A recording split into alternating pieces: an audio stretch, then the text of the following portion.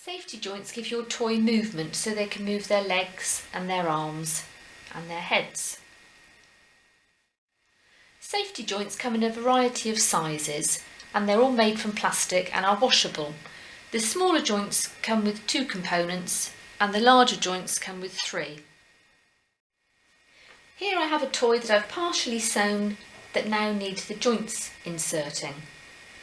On my pattern it showed where the joints needed to be inserted, which I've then marked onto my fabric pieces. So on this one here that's turned inside out, I can see this is where I need the joint to be inserted. The first thing I need to do now is to make a hole where this little mark is. In some fabrics you won't need to do this, it depends on the weave of the fabric, and if you have a knitted or a crocheted toy you'll probably be able to wiggle the joint through the hole. So with a pair of scissors I'm going to make a tiny little hole at that point and wiggle them in just to stretch it a little bit.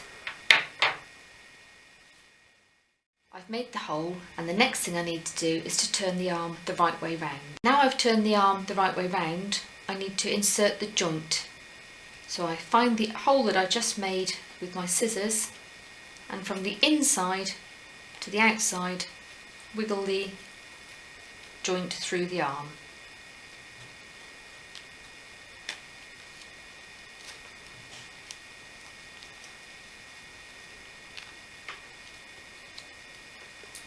Like so. Next you stuff your arm and sew up the opening with ladder stitch like I've done here, so I have one completely sealed arm. Next I need to insert the arm onto the body, and on my pattern it showed me where the arm was going to be attached, and here I've marked it on the inside. Again with my scissors I make a little incision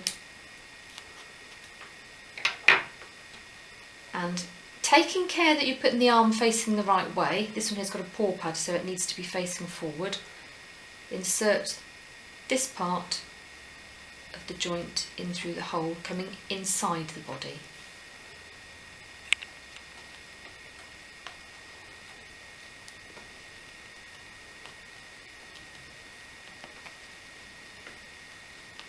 Like so. Next you need to attach the next 2 pieces of the joint. The large one here is a washer that goes in first, and on top of that you then have your locking piece. One side will be slightly domed and that needs to be facing out, and one side will be flat and that one needs to be facing against the material, and this is the part that locks it. Once this is on you won't be able to get it off, so make sure you're definitely sure that your arm or your leg or your part is in the correct place before you attach it. So it goes on here and you push it down. Now some people find this difficult to push down depending on their strength in their hands, and there's a couple of things you can do to make it easier. First, if you lie flat on a surface you might find it easier to push down with your hands.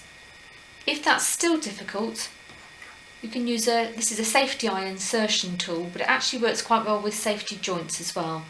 So you put the shank of the joint through the hole and then you push down with both hands and it will pop into place, like so. If you're still finding it difficult to attach your joint, another handy little tip is just insert the washers and the locking part into hot water for a minute or so before you insert it. Obviously dry them off beforehand, but when you then attach them to the shank of the eye they'll be a little bit more pliable and should hopefully click on a little bit easier. So there's one of the arms attached. Just check that there's no gap between the arm and the body and that the joint is pushed together as far as it can possibly be pushed together, and then you can attach the other arm and the legs. Once the arms and legs are attached, we need to attach the head. The safety joint goes on the head in a slightly different way to the arms and legs. The first thing you need to do is a running stitch around the base of the neck with some extra strong thread. When you start your running stitch, don't secure the thread, leave a long tail, because in a moment you're going to have to pull it tight like a drawstring bag. So leave a tail like this and do running stitch all the way round. Once you've done the running stitch all the way around the outside, pull both ends of the thread slightly to draw it in a little bit, and then get your safety joint and tuck it in underneath the running stitch, like that. Then pull again so that your running stitch completely gathers around the joint. Next, you want to tie a little knot to keep the running stitch gathered around the joint. Pull it tight. Do the same again.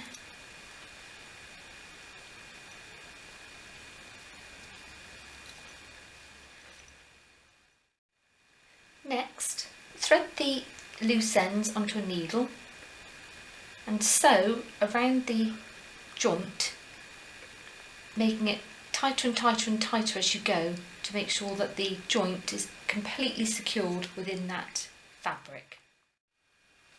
Once you're happy that the joint isn't going to come out, you need to put this part into the top of the bear. And again, you need to make a little hole where you want to put the head. A hole there, and then you need to insert this into the hole. So now I've got the bear standing on his head, and that's the joint coming through the material into the body. You put on the large disc, and then you put on the small locking disc or washer with the flat side facing the material, and push down hard until it's in place. So now we have the head joint secure. You can move his little head. And all that's left to do now is to stuff him through the opening in the back, and then we'll have one little bear. And there we have two finished jointed bears.